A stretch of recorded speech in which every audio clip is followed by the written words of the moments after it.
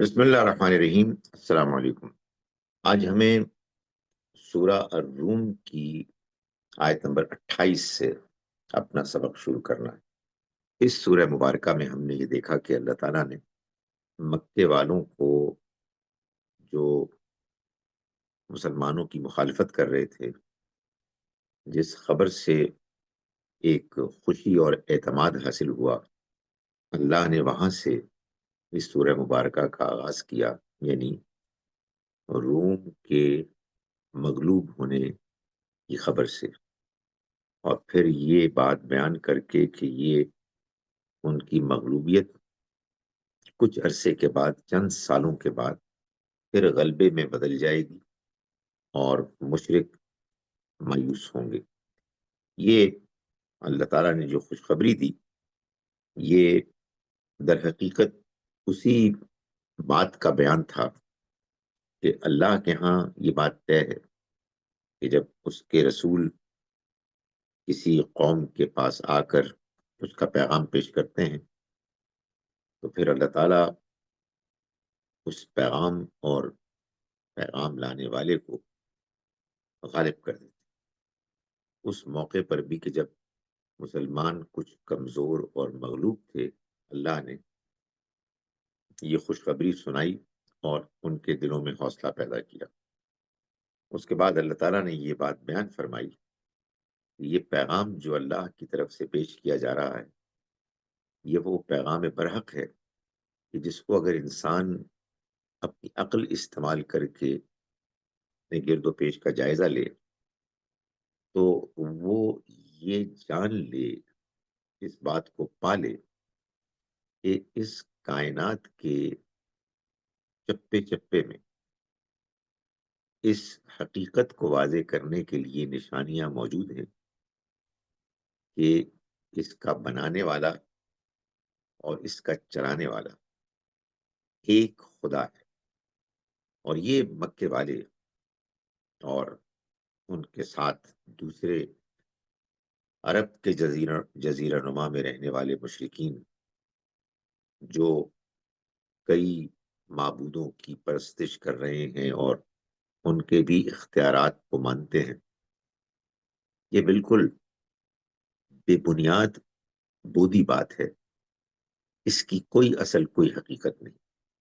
قرآن مجید نے جو پیغام دیا، وہ پیغام ابتدا میں اصل میں براہ راست مشرکین عرب کو دعوت دیتا ہے اور ان پر بات کو آخری حد تک واضح کرتا ہے، یعنی ان پر اتمام حجت کرتا ہے، اس لیے کہ یہی وہ لوگ تھے کہ جن کو بالآخر اس بات کے آخری حد تک واضح ہو جانے کے بعد اگر وہ انکار پر اڑے رہتے تو ان پر اللہ کا عذاب آنا تھا۔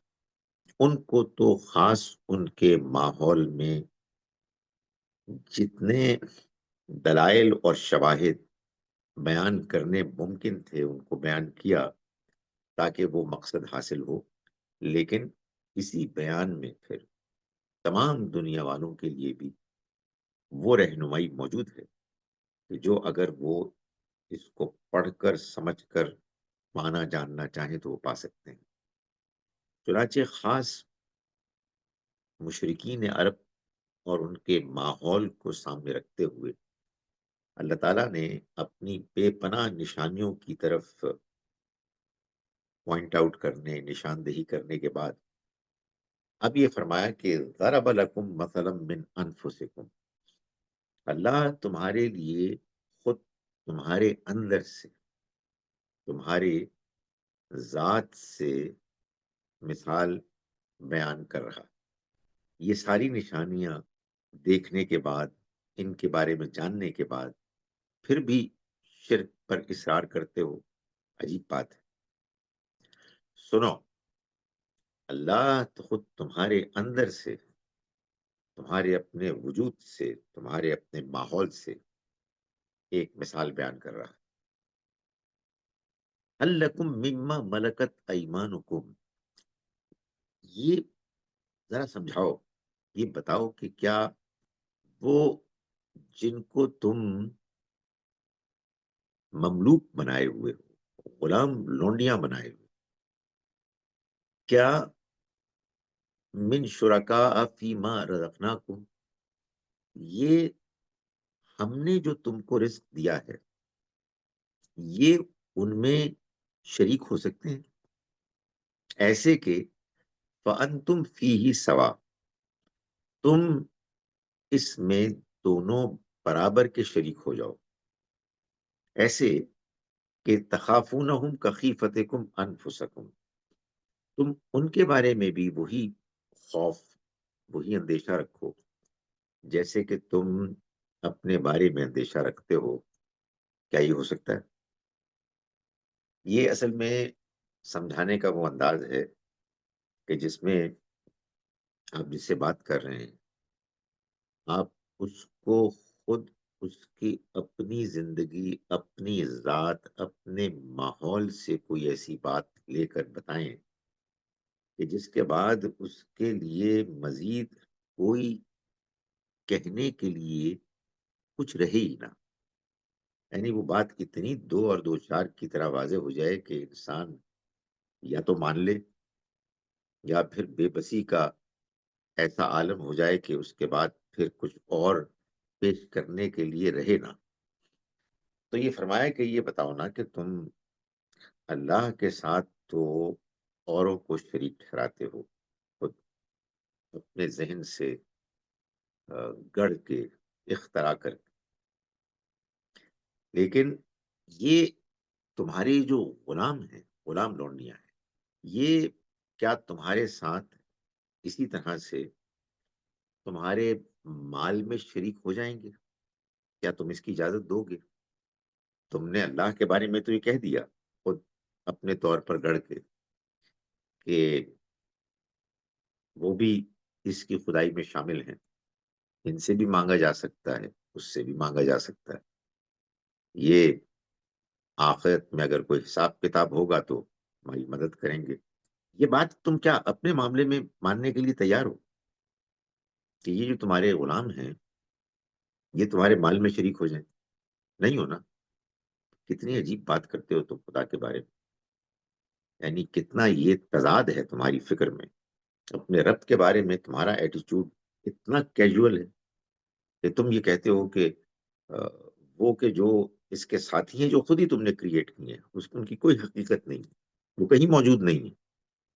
لیکن تم پہلے ان کو اپنے ذہن سے بناتے ہو، اپنے کہیں ماحول میں آباء و اجداد کی کچھ باتیں ہیں جو انہوں نے گڑھ لی تھیں، خرافات، ان کو تم اہمیت دیتے ہو، اس انڈرسٹینڈنگ کو اختیار کرتے ہو، اور پھر یہ مانتے ہو کہ وہ خدا کی خدائی میں شریک ہیں. کتنی عجیب بات ہے. یہ بالکل ایسی بات ہے کہ جو قرآن نے ایک سے زیادہ مقامات پر یہ کہی ہے کہ تم، جیسا کہ ان کے ذہن میں یہ بات بھی تھی کہ یہ فرشتے جو ہیں یہ اللہ کی بیٹیاں ہیں، اللہ کے اقتدار میں یہ ایسے شریک ہیں کہ وہ ایسی لاڈلی ہیں کہ ان کی بات اللہ ٹال نہیں سکتا. تو اللہ تعالیٰ فرماتے ہیں کہ یہ تم اللہ کے بارے میں انہی کی مثال دے رہے ہو نا، کہ جو جب تمہارے یہاں پیدا ہوتی ہیں تو تم شرمسار ہوتے ہو، تمہیں افسوس ہوتا ہے، اور اللہ کے بارے میں تم ایسی بات کرتے ہو. تو فرمایا کہ کذالک نفصل الآیات، اسی طرح سے ہم آیات کی تفصیل کرتے ہیں لقوم یعقلون، ان لوگوں کے لیے کہ جو عقل سے کام. یعنی یہ ساری بات وہی سمجھ سکتا ہے کہ جو اپنی عقل کو استعمال کرتا ہے، بات کو سمجھنے کی کوشش کرتا ہے جذبات سے، تعصبات سے الگ ہو کر. جس کو اس چیز کی توفیق نہیں ملتی وہ پھر بات سمجھنے کے لیے تیار نہیں ہوگا. بل اتبع الذین ظلموا اہواءہم، نہیں بلکہ پیروی کی ان لوگوں نے جنہوں نے ظلم کیا، پیروی کی انہوں نے اپنی خواہشات کی، اہواءہم بغیر علم، بغیر کسی علم کے. کوئی ان کے پاس جواز نہیں ہے، کوئی دلیل نہیں ہے، لیکن وہ اصرار کر رہے ہیں کہ اللہ کے کچھ اور شریک بھی ہیں. سو یہ جو بل ہے، بلکہ اس سے گویا کہ پہلے یہ بات ہے کہ نہیں، ان کے پاس کوئی دلیل نہیں، بلکہ اصل بات یہ ہے کہ جن لوگوں نے ظلم کیا، یعنی یہ شرک جو ہے یہ سب سے بڑا ظلم ہے۔ قرآن یہ کہتا ہے کہ جو لوگ ظلم کرتے ہیں وہ اصل میں تو اپنے ہی اوپر ظلم کرتے ہیں، اپنی فطرت کو بگاڑ رہے ہوتے ہیں، اپنی آخرت کو برباد کر رہے ہوتے ہیں۔ اصل بات یہ نہیں ہے کہ ان کے پاس کوئی دلیل ہے یا یہ مطمئن ہے، یہ کنونسڈ ہے، نہیں، بلکہ ان لوگوں نے پیروی کی جنہوں نے ظلم کیا اپنی خواہشات کی۔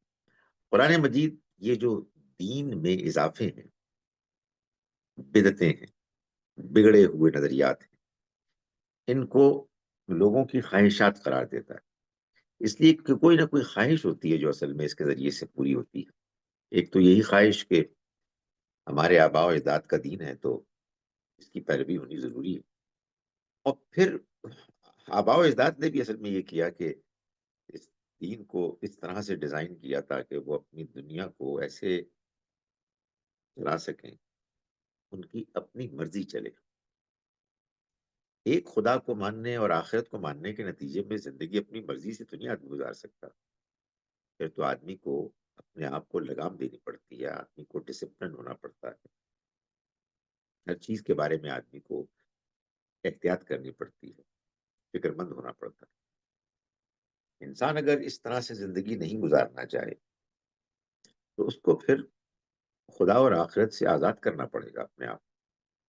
آزاد کرنے کے دو طریقے ہیں، آدمی صاف انکار کر دے، وہ طریقہ تو خیر آج کے دور میں زیادہ پاپولر اور مقبول ہے، لیکن پہلے یہ لوگ کرتے تھے کہ اپنے طور پر خداؤں کو امیجن کر کے کریٹ کر لیتے تھے۔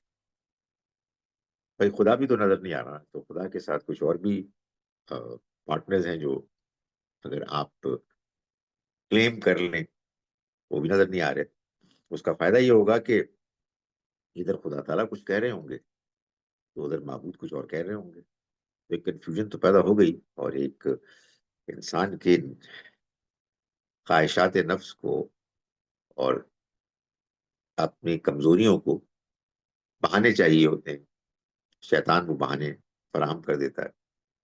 فَمَن يَهْدِي مَنْ أَضَلَّ اللَّهُ، تو پھر کون ہدایت دے سکتا ہے اس کو کہ جس کو اللہ گمراہ کر دے؟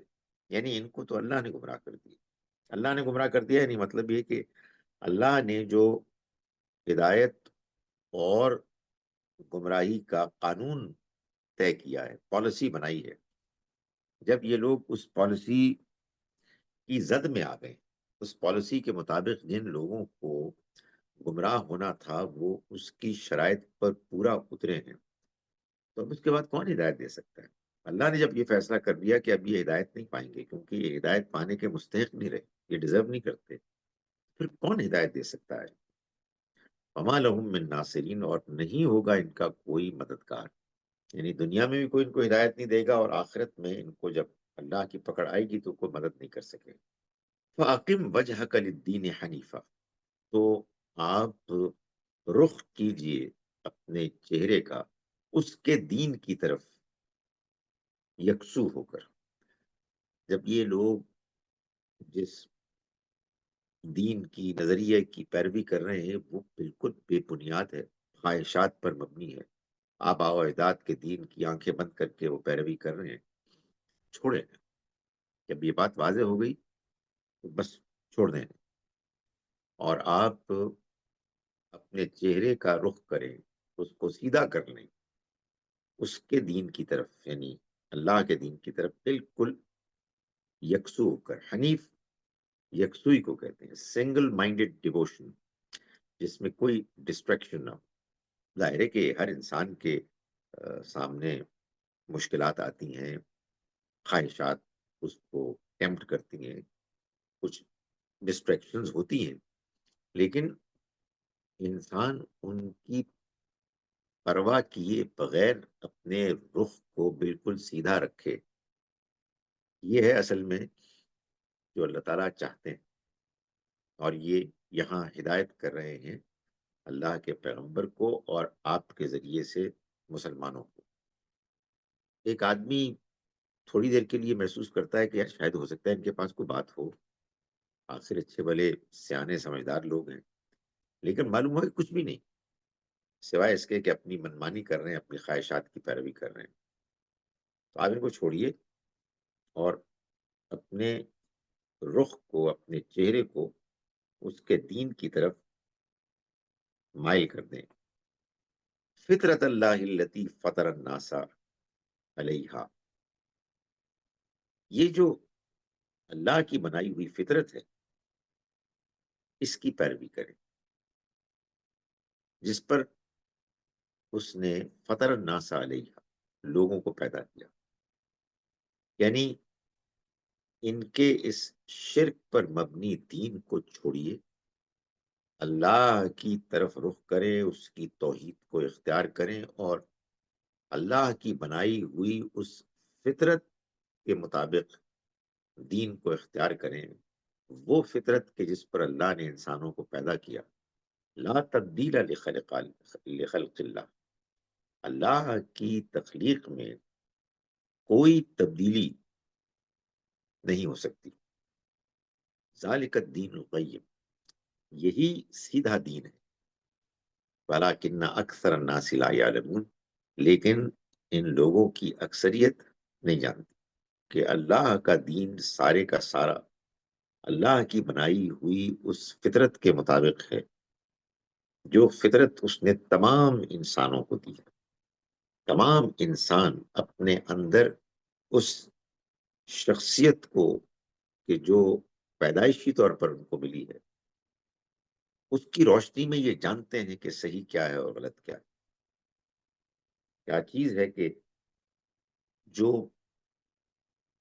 مناسب ہے، قابل قبول ہے، جس میں کسی قسم کی کوئی گڑبڑ نہیں ہے، وہ فطرت ہے کہ جس پر مبنی ہے اللہ کا دین۔ اللہ کے دین نے کوئی ایسی بات نہیں کی کہ جو انسان کی فطرت کے خلاف ہے، بلکہ انسانی فطرت کے تقاضوں کے عین مطابق اللہ کے دین کی رہنمائی ہے۔ کوئی شخص اگر اپنی فطرت میں پاک صاف ہے اور اس کے سامنے اللہ کا دین صحیح طریقے سے پیش کر دیا گیا ہے، تو پھر اس کے لیے اس دین کو سمجھنے اور ماننے میں کوئی رکاوٹ نہیں ہوگی، بلکہ قرآن مجید کے اس تمثیلی بیان کے مطابق معاملہ نور علی نور، روشنی پر روشنی کا ہوگا۔ ایک روشنی انسان کی فطرت کی روشنی اور ایک روشنی اللہ کے دین، اللہ کی وحی کی روشنی۔ یہ اللہ نے اپنے دین کو ڈیزائن کر کے بتا دیا ہے کہ یہ میں نے اس کے مطابق بنایا۔ اسی لیے قرآن نے کئی جگہ پر اللہ کے پیغام کو اور اپنے دین کو الذکرہ کا، یاد دہانی۔ یاد دہانی تو ظاہر ہے اسی کی ہوتی ہے جو آپ کو پہلے سے معلوم ہو، لیکن کسی وجہ سے بھول گئے ہو، غفلت طاری ہو گئی۔ تو فرمایا کہ اللہ کی تخلیق میں کوئی تبدیلی قبول نہیں کی جائے گی۔ یہ مطلب نہیں ہے کہ اللہ کی تخلیق، اللہ کا ڈیزائن، اس کی بنائی ہوئی فطرت بگڑ نہیں سکتی، بگڑ سکتی ہے۔ انسان حیوان نہیں ہے۔ حیوانوں میں جو جبلت ہوتی ہے وہ حیوان مجبور ہوتے ہیں کہ اسی کے مطابق سب کچھ کریں۔ جو حیوان ایک خاص قسم کی جبلت لے کے آئے ہیں وہ اس کو بدل نہیں سکتے، مگر انسان چونکہ امتحان کی غرض سے پیدا کیا گیا، اس وجہ سے اس کی فطرت میں جو کچھ ودیت ہے، وہ اگر اس کا مزاج، اس کی طبیعت یا اس کے تجربات ایسے ہوں کہ جس میں خواہش کے غلبے کی وجہ سے اپنی فطرت کو بگاڑنے کی طرف مائل ہو جائے، آمادہ ہو جائے، تو یہ ہو سکتا ہے، لیکن اللہ تعالیٰ نے فرمایا کہ یہ ہونا نہیں چاہیے۔ لا تبدیل لخلق اللہ، اللہ کی تخلیق یعنی اللہ کی فطرت کو نہیں تبدیل کیا جائے گا، اس کے اندر کوئی تبدیلی قابل قبول نہیں ہے۔ ذالک الدین القیم، یہی سیدھا دین ہے۔ وہ دین کے جو پیغمبر لے کر آئے ہیں وہ یہی دین ہے، اس میں کوئی ٹیڑھا پن نہیں ہے۔ اس کو سننے کے نتیجے میں، جاننے کے نتیجے میں انسان کو اطمینان حاصل ہوتا ہے، انسان اپنے اندر پریشانی، بے چینی، بوجھ محسوس نہیں کرتا، بلکہ محسوس کرتا ہے کہ یہ سیدھا دین ہے۔ فرمایا کہ وَلَٰكِنَّ أَكْثَرَ النَّاسِ لَا يَعْلَمُونَ، مگر ان لوگوں کی اکثریت نہیں جانتی۔ انہوں نے اپنے آپ کو اتنا بگاڑ دیا ہے کہ اللہ کا وہ دین کہ جو انسانوں کی فطرت کے مطابق اللہ نے تشکیل دیا، ڈیزائن کیا، اور پھر اس کو انسانوں تک پہنچایا، بہت سے لوگ، اکثر لوگ جن کو کہ دین پہنچا، وہ اس بات سے واقف نہیں ہے، یعنی وہ اپنی فطرت کو بگاڑ کر اس اپریسیشن سے محروم ہو گئے۔ منیبین الیہ، تم اس دین کو اختیار کرو، یعنی نبی صلی اللہ علیہ وسلم سے بھی فرمایا اور مسلمانوں سے بھی فرمایا کہ تم اس دین کی پیروی کرو، اللہ کی طرف متوجہ ہو، منیبین الیہ، یعنی اس کی طرف انکلائنڈ ہو، اس کی طرف متوجہ ہو، واتقوہ، اور اس سے ڈرتے رہو، یعنی اس کی ناراضی سے ڈرتے رہو، اس کو راضی کرو، اس کی طرف مائل ہو۔ یہ اس کی بنائی ہوئی فطرت ہے اور اس کا دیا ہوا دین ہے، ان دونوں کے اندر جو کنسسٹنسی، مماثلت ہے، اس کو سمجھو اور پہچانو اور اس کا شکر ادا کرو اور اس کی طرف رجوع کرو، اور اس کے لیے وَأَقِیمُوا الصَّلَاۃَ، نماز کا اہتمام کرو، وَلَا تَکُونُوا مِنَ الْمُشْرِکِینَ، اور مشرکوں میں سے نہ ہو جاؤ۔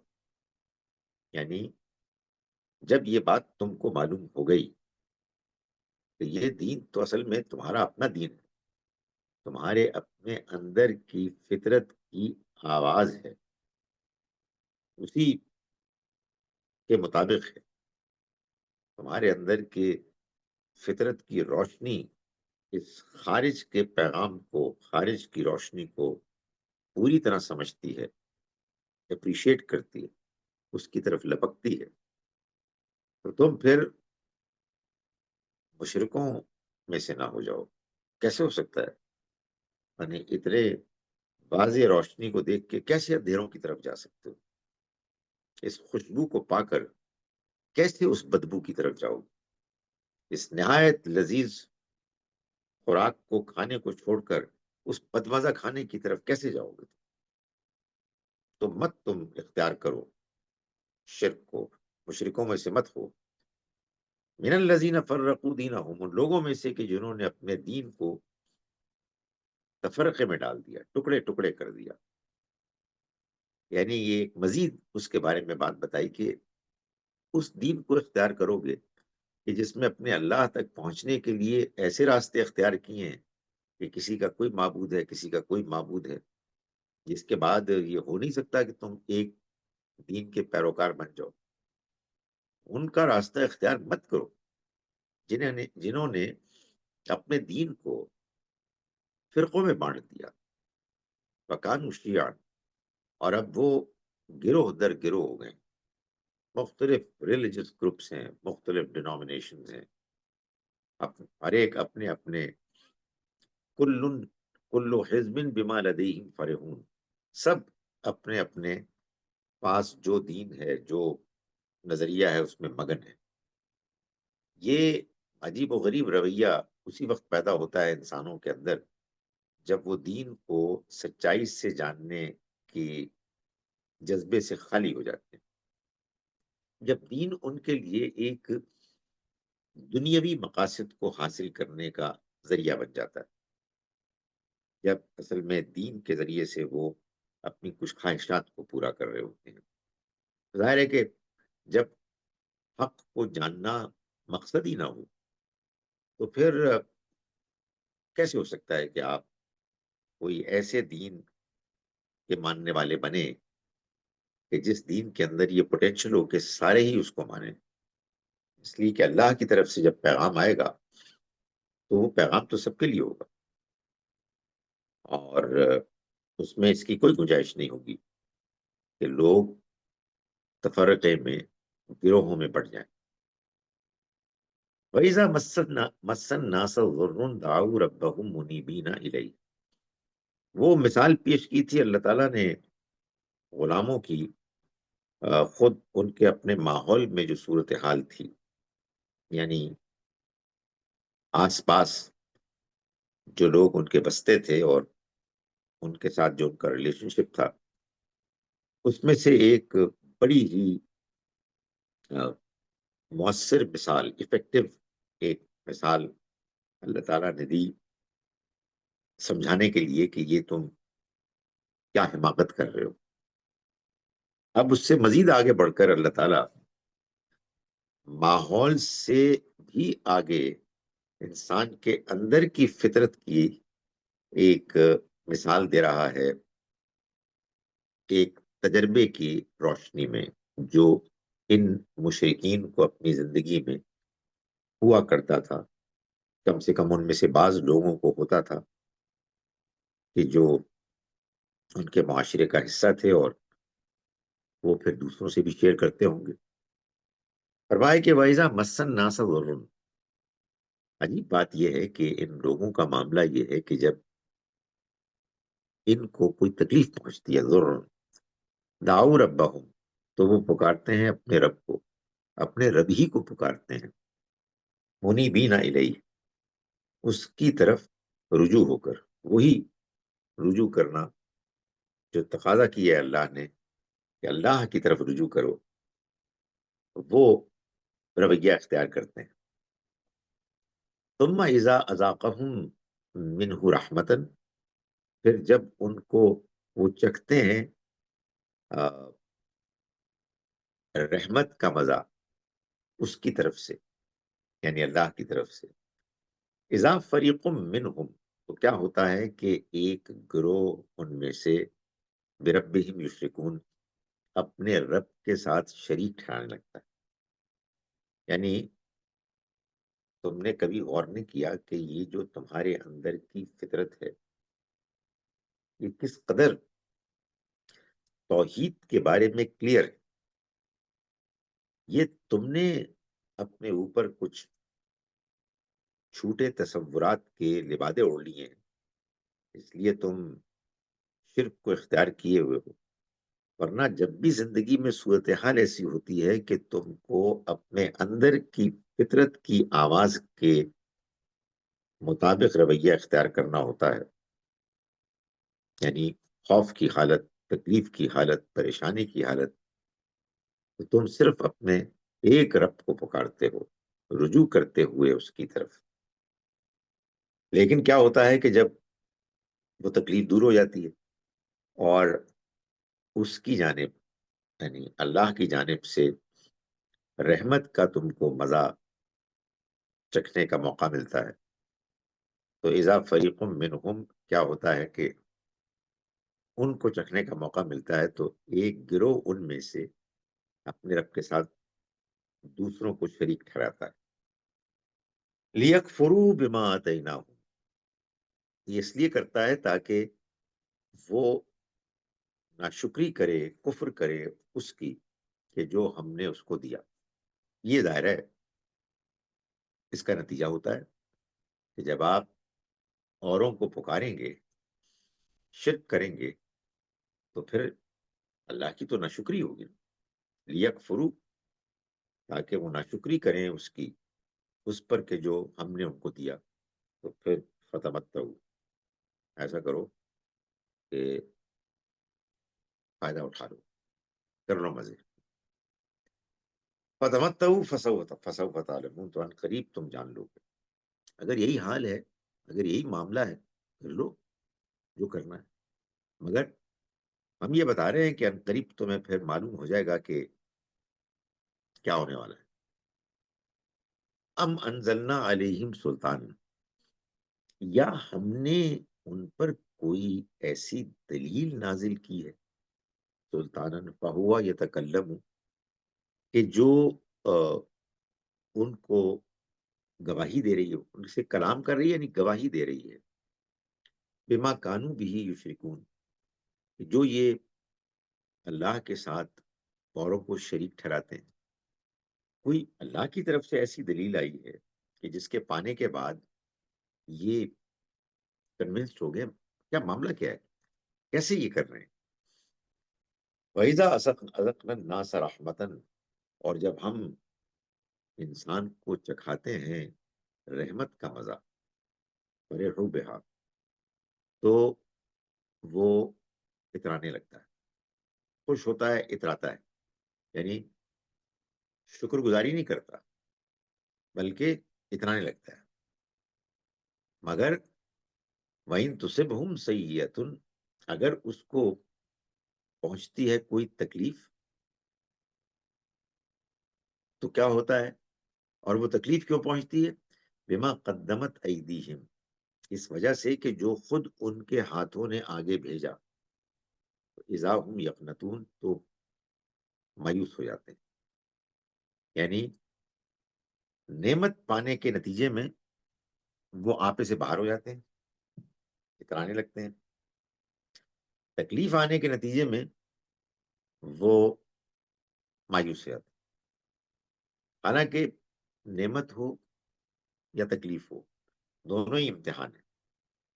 ایک امتحان شکر کا امتحان ہے، انسان اللہ کی نعمتوں پر، اس کی عنایتوں پر شکر ادا کرے اور ان نعمتوں کا حق ادا کرے، اور اگر مشکلات آئی ہیں تو اس پر صبر کرے اور اللہ کی طرف رجوع کرے۔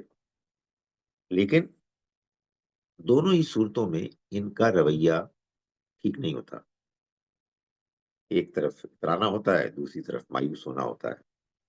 اس میں یہ جو فرمایا کہ بما قدمت ایدیہم، یہ اصل میں وہ لوگ کہ جن کو کہ قرآن خطاب کر رہا ہے، ان کو یہ بتا رہا ہے کہ یہ ہمارے پیغام کے آ جانے کے بعد یہ جو تم کو تکالیف آ رہی ہیں، یہ تمہارے اپنے کرتوتوں کا نتیجہ ہے۔ خود تم یہ کر رہے ہو حرکتیں، جس کے نتیجے میں اب تم کو یہ حالات دیکھنے پڑ رہے ہیں۔ تو یہ ان کا رویہ ہے۔ اولم یروا ان اللہ یبسط الرزق لمن یشاء ویقدر، اور کیا انہوں نے نہیں دیکھا، یا انہوں نے نہیں جانا کہ اللہ ہے کہ جو پھیلا دیتا ہے رزق کو جن کے لیے چاہتا ہے، ویقدر، اور تنگ کرتا ہے، سکیڑ دیتا ہے، یعنی رزق کو جن کے لیے چاہتا ہے۔ یہ الفاظ میں تو بیان نہیں ہوئی بات، لیکن یہ بات بالکل آبویس ہے، حذف کر دیا گیا ہے، اس کو اومٹ کر دیا گیا ہے امپلائڈ ہونے کی وجہ سے۔ فرمایا ان فی ذلک لآیات، اس میں بڑی نشانیاں، یعنی اس بات، اس حقیقت میں بھی بڑی نشانیاں ہیں اگر انسان غور کرے کیسے کیسے قابل لوگ ہوتے ہیں جو اپنی قابلیت کے ساتھ محنت بھی کرتے ہیں، بہت تھوڑا کماتے ہیں، اور بالکل آرڈنری لوگ ہوتے ہیں، وہ بہت زیادہ محنت بھی نہیں کرتے لیکن بہت مالدار ہو جاتے ہیں۔ اس کا یہ ہرگز مطلب نہیں ہے کہ یہ کہا جا رہا ہے کہ کام کاج کرنا چھوڑ دو اور آرام سے بیٹھو، جتنا ملنا ہے وہ تو مل ہی جائے گا۔ نہیں، ہمیں اللہ کے رزق کو تلاش کرنا ہے، یہ اللہ کا حکم، اور اپنی صلاحیت کے مطابق بہتر سے بہتر رویہ اختیار کرنا ہے، ظاہر ہے کہ بیلنس کے ساتھ، توازن کے ساتھ۔ لیکن حقیقت واقعہ یہ ہے کہ ہم کتنی ہی کوشش کیوں نہ کر لیں، بالآخر فیصلہ تو اللہ ہی کا ہے، اور یہ جب ہم کو فیصلہ نظر آتا ہے تو یہ بھی ایک بڑی نشانی ہوتی ہے، نشانی اس بات کی کہ وہ رزق پھیلا کر دیتا ہے، وافر دیتا ہے، یا تنگ دیتا ہے، محدود دیتا ہے۔ نشانیاں ان لوگوں کے لیے ہیں کہ جو ایمان لانا چاہیں، لقومی یؤمنون، وہ لوگ کہ جو ایمان لانے کے لیے تیار ہیں، یعنی بات کو سمجھنے کے لیے تیار ہیں، ماننے کے لیے تیار ہیں، ضد میں مبتلا نہیں۔ میں ان آیات کا ترجمہ جو قامدی صاحب نے کیا ہے وہ آپ کے سامنے پیش کر رہا ہوں۔ ہم نے آج آیت نمبر 28 سے سورہ الروم کی اپنا سبق شروع کیا۔ ہم شروع کرتے ہیں اس اللہ کے نام کے ساتھ جس کی رحمت بے پناہ ہے، جس کی عنایت ہمیشہ کی۔ تم پر تعجب ہے کہ اس کے باوجود اس کے شریک ٹھہراتے ہو۔ خدا نے تمہارے لیے خود تمہاری ذات سے مثال بیان کی ہے۔ ذرا بتاؤ کہ ہم نے جو رزق اور فضل تمہیں بخشا ہے، کیا اس میں تمہارے مملوکوں میں سے بھی کچھ تمہارے شریک ہیں کہ تم اور وہ اس میں برابر ہو گئے ہو؟ اور جس طرح تم اپنوں کا لحاظ کرتے ہو اسی طرح کا بھی لحاظ کرتے ہو، اسی طرح ان کا بھی لحاظ کرتے ہو۔ ہم ان لوگوں کے لیے جو عقل سے کام لیں اسی طرح اپنی آیتوں کی تفصیل کرتے ہیں، لیکن یہ عقل سے کہاں کام لیں گے؟ بلکہ ان ظالموں کا حال تو یہ ہے کہ انہوں نے بلا دلیل اپنے تخیلات کی پیروی کر رکھی ہے۔ پھر انہیں کون ہدایت دے سکتا ہے جنہیں اللہ نے بہکا دیا؟ ان کا اب کوئی مددگار نہیں۔ یہ حقائق مبرہن ہو گئے، سو ایک خدا کے ہو کر تم اپنے باپ ابراہیم کی طرح اب اپنا رخ اس کے دین کی طرف کیے رہو۔ تم اللہ کی بنائی ہوئی فطرت کی پیروی کرو، اے پیغمبر، جس پر اس نے لوگوں کو پیدا کیا ہے۔ اللہ کی بنائی ہوئی اس فطرت میں کوئی تبدیلی نہیں ہو سکتی، یہی سیدھا دین ہے، لیکن اکثر لوگ جانتے نہیں۔ اس کی پیروی کرو، تم سب اللہ کی طرف متوجہ ہو کر اور اس سے ڈرتے رہو، اور نماز کا اہتمام رکھو، اور مشرکین میں سے نہ ہو جاؤ، ان مشرکین میں سے جنہوں نے اپنے دین میں تفرقہ ڈالا اور گروہوں میں بٹ گئے ہیں۔ ہر گروہ اسی میں مگن ہے جو اس کے اپنے پاس ہے۔ لوگوں کا حال یہ ہے کہ جب انہیں کوئی تکلیف پہنچتی ہے تو اپنے رب کو اسی کی طرف رجوع ہو کر پکارنے لگتے ہیں۔ پھر جب وہ اپنی طرف سے ان کو رحمت کی لذت چکھاتا ہے تو ان میں سے ایک گروہ یک اپنے پروردگار کے شریک ٹھہرانے لگتا ہے کہ جو کچھ ہم نے انہیں عطا فرمایا ہے اس کی ناشکری کریں۔ اچھا، تو چند روز حظ اٹھا لو، پھر قریب تمہیں معلوم ہو جائے گا۔ ان سے پوچھو، انہوں نے یوں ہی خدا کے شریک ٹھہرا لیے ہیں، یا ہم نے کوئی ایسی دلیل ان پر اتاری ہے جو یہ خدا کے شریک ٹھہراتے ہیں وہ اس کی شہادت دے رہی؟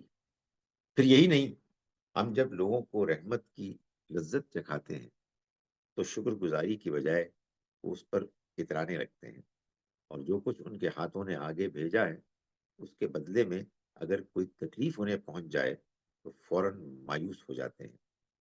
کیا وہ دیکھتے نہیں کہ اللہ ہی جس کا چاہتا ہے رزق کشادہ کرتا ہے اور جس کا چاہتا ہے تنگ کر دیتا ہے؟ اس میں یقیناً ان لوگوں کے لیے بہت سی نشانیاں ہیں جو ایمان والے ہیں۔ اقول قولی ھذا واستغفر اللہ لی ولکم۔